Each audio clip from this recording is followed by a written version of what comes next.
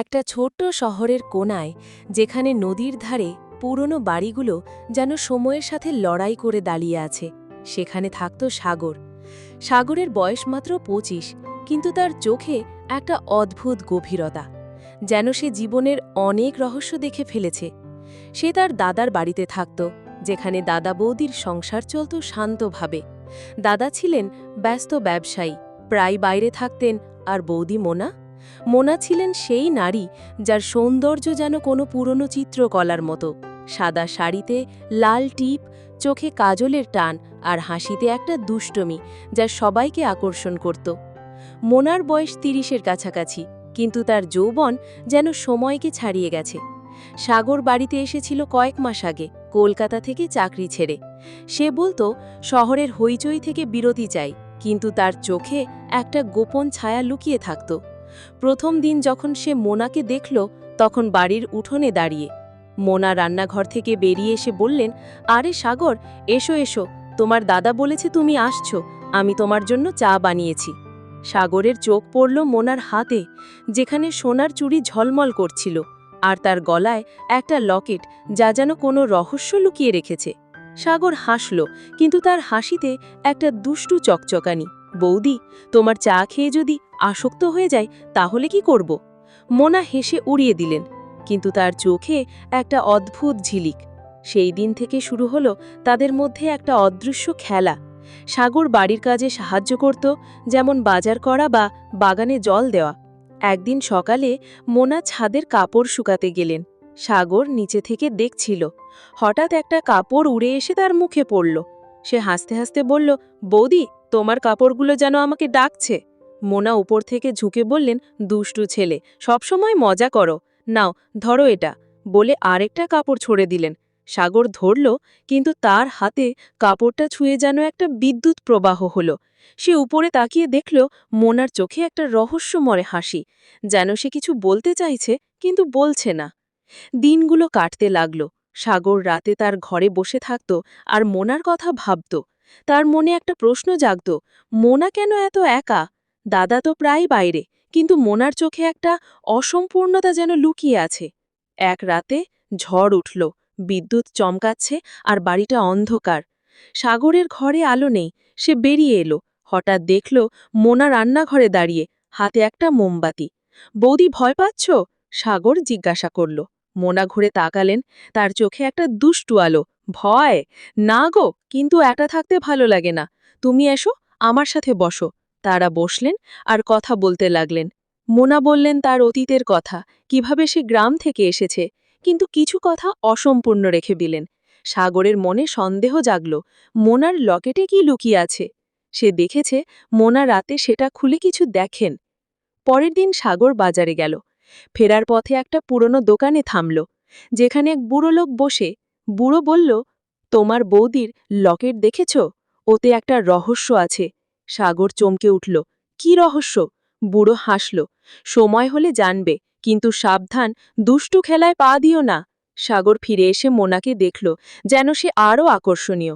সন্ধ্যায় তারা একসাথে খেতে বসলেন। দাদা বাইরে।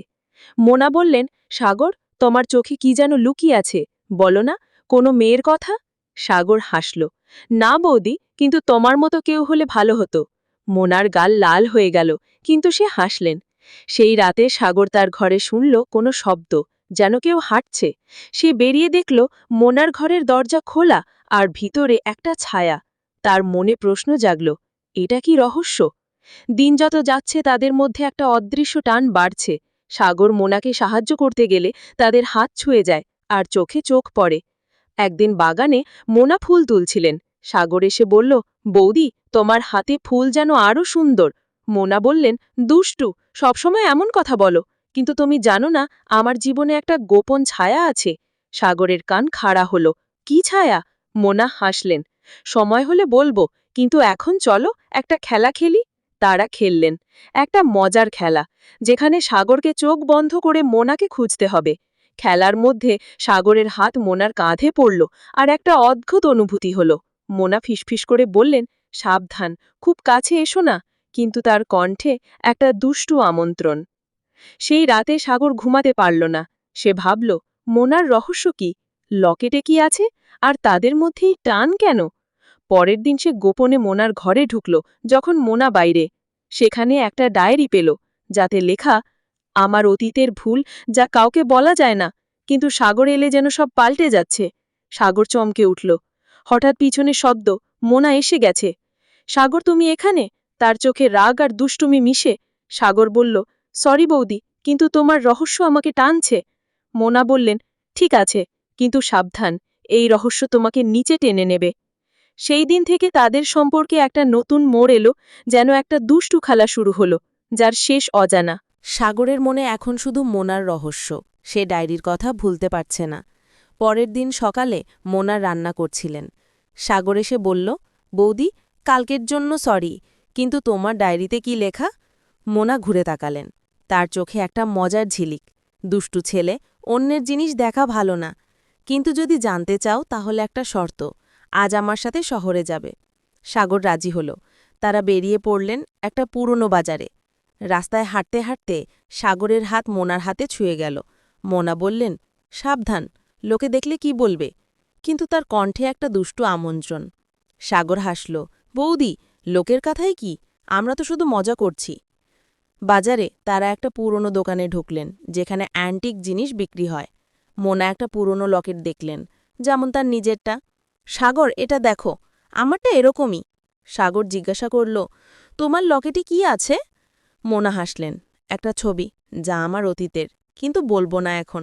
চলো একটা মজার জায়গায় যাই। তারা গেলেন একটা পার্কে, যেখানে লেকের ধারে বসে। সেখানে মোনা বললেন তার জীবনের কথা, কিভাবে সে দাদাকে বিয়ে করেছে, কিন্তু তার আগে একটা প্রেম ছিল যা ভেঙে গেছে। সেই প্রেমিকের ছবি লকেটে, বললেন মোনা। সাগরের মনে ঈর্ষা জাগল, কিন্তু সে হাসল। বৌদি, সেই প্রেমিক তোমার যোগ্য ছিল না, কিন্তু আমি? মোনা চমকে উঠলেন, কিন্তু হেসে বললেন, দুষ্টু, এসব কথা বলো না। সেই দিন ফেরার পথে একটা ঝড় উঠল।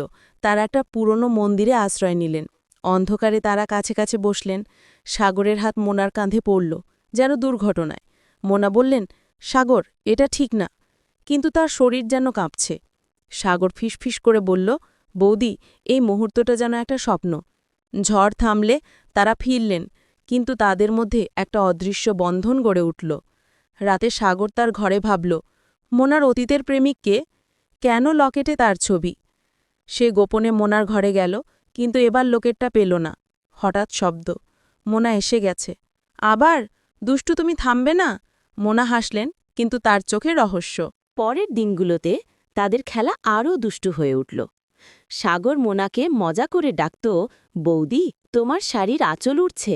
আর মোনা বলতেন, তুমি ধরো না কেন? তারা একসাথে রান্না করতেন, আর হাতে হাত লাগলে চোখে চোখ পড়ত। একদিন দাদা ফিরে এলেন, কিন্তু সাগর দেখল দাদা আর মোনার মধ্যে দূরত্ব। রাতে সে শুনল তাদের ঝগড়া। দাদা বলছেন, তোমার অতীত ভুলতে পারি না। সাগরের মনে সন্দেহ বাড়ল। পরের দিন দাদা আবার বাইরে গেলেন। মোনা একা, আর সাগর এসে বলল, বৌদি, চলো একটা পিকনিক করি। তারা গেলেন নদীর ধারে। সেখানে মোনা বললেন, সাগর, তোমার সাথে থাকলে যেন সব ভুলে যাই। সাগরের হাত তার হাতে ধরল, আর একটা মুহূর্ত যেন থমকে গেল। কিন্তু সেই রাতে সাগর একটা চিঠি পেল, অজানা থেকে লেখা। মোনার রহস্য জানো, তার অতীতের প্রেমিক মারা গেছে, কিন্তু কেন? সাগর চমকে উঠল, এটা কে পাঠিয়েছে? সে মোনাকে জিজ্ঞাসা করল না, কিন্তু তার মনে রহস্য বাড়ল। পরের দিন তারা একটা মজার খেলা খেললেন, চোখ বন্ধ করে একে অপরকে খুঁজে। খেলার মধ্যে সাগর মোনাকে জড়িয়ে ধরল যেন দুর্ঘটনায়। মোনা বললেন, সাগর, এটা খুব দুষ্টু, কিন্তু তার শরীর যেন প্রতিক্রিয়া করছে। সেই দিন থেকে তাদের সম্পর্কে একটা নতুন টান এলো, যেন রহস্যটা তাদের আরও কাছে টানছে। সাগর ভাবল, এই রহস্য শেষ কি? সাগরের মনে এখন শুধু সেই চিঠি, কে পাঠিয়েছে, মনার অতীতের প্রেমিক মারা গেছে কেন। সে সিদ্ধান্ত নিল, খোঁজ করবে। পরের দিন সে শহরের পুরনো লাইব্রেরিতে গেল। সেখানে পুরনো খবরের কাগজ খুঁজে পেল একটা খবর। যুবকের রহস্যজনক মৃত্যু, প্রেমিকা সন্দেহজনক, নাম মিলছে মনার সাথে। সাগরের হৃদয় কেঁপে উঠল। ফিরে এসে মনাকে দেখল যেন কিছু হয়নি। বৌদি, আজ একটা গল্প বলো তোমার অতীতের। মনা হাসলেন, দুষ্টু, সব জানতে চাও? ঠিক আছে, কিন্তু শুধু অল্প। আমার প্রেমিক ছিল, কিন্তু সে চলে গেছে। সাগরের মনে সন্দেহ বাড়ল। সেই দিন তারা একসাথে বাগানে গেলেন। মনা ফুল তুলছিলেন। সাগর বলল, বৌদি, তোমার লকেট খুলে দেখাও না। মনা বললেন, না, এটা গোপন, কিন্তু তুমি যদি একটা মজার কাজ করো তাহলে ভাবব। সাগর হাসল, আর তারা একটা খেলা শুরু করলেন, নাচের মতো, যেখানে তাদের শরীর কাছে আসে। খেলার মধ্যে সাগরের হাত মনার কোমরে পড়ল। মনা বললেন, সাগর, এটা খুব কাছে, কিন্তু তার চোখেই দুষ্টু আলো। সেই রাতে সাগর আরেকটা চিঠি পেল। মনা নির্দোষ নয়, খোঁজ করো তার গ্রামে। সাগর সিদ্ধান্ত নিল যাবে। পরের দিন সে মনাকে বলল, বৌদি, তোমার গ্রামে যাব। মনা চমকে উঠলেন, কেন? সাগর বলল, মজা করতে। তারা গেলেন। গ্রামে এক বুড়ি বলল, মনার প্রেমিক মারা গেছে দুর্ঘটনায়, কিন্তু গুজব আছে মনা জড়িত। সাগরের মনে ভয় জাগল, কিন্তু মনার প্রতি আকর্ষণ বাড়ল। ফিরে এসে মনা বললেন, সাগর, তুমি কি খুঁজছ? সাগর বলল, তোমার রহস্য। মনা হাসলেন, চলো একটা রাতের খেলা খেলি। তারা অন্ধকারে বসলেন আর কথা বললেন। মনার হাত সাগরের হাতে, আর একটা অদৃশ্য টান।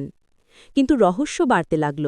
সাগর দেখল মনা রাতে একা বাইরে যান। সে অনুসরণ করল আর দেখল মনা একটা পুরনো কবরে যান। সেখানে মনা কাঁদছেন। সাগরের মনে প্রশ্ন, এটা কার কবর? পরের দিন সে জিজ্ঞাসা করল। মনা বললেন, আমার প্রেমিকের, কিন্তু সে মারা যায়নি দুর্ঘটনায়, একটা রহস্য আছে। সাগরের আকর্ষণ আরও বাড়ল। তাদের খেলা দুষ্টু হয়ে উঠল। একদিন মনা বললেন, সাগর, তোমার সাথে থাকলে যেন নতুন জীবন। সাগরের হাত তার গালে, আর মুহূর্তটা যেন জ্বলে উঠল। সাগর এখন রহস্যের গভীরে। মনার প্রেমিকের মৃত্যু কেন? সে সিদ্ধান্ত নিল মনাকে সরাসরি জিজ্ঞাসা করবে। সেই রাতে তারা একা। বৌদি, তোমার প্রেমিক কিভাবে মারা গেল? মনা চমকে উঠলেন, কিন্তু বললেন, ঠিক আছে, বলছি। সে আত্মহত্যা করেছে, আমার জন্য, কিন্তু আমি নির্দোষ।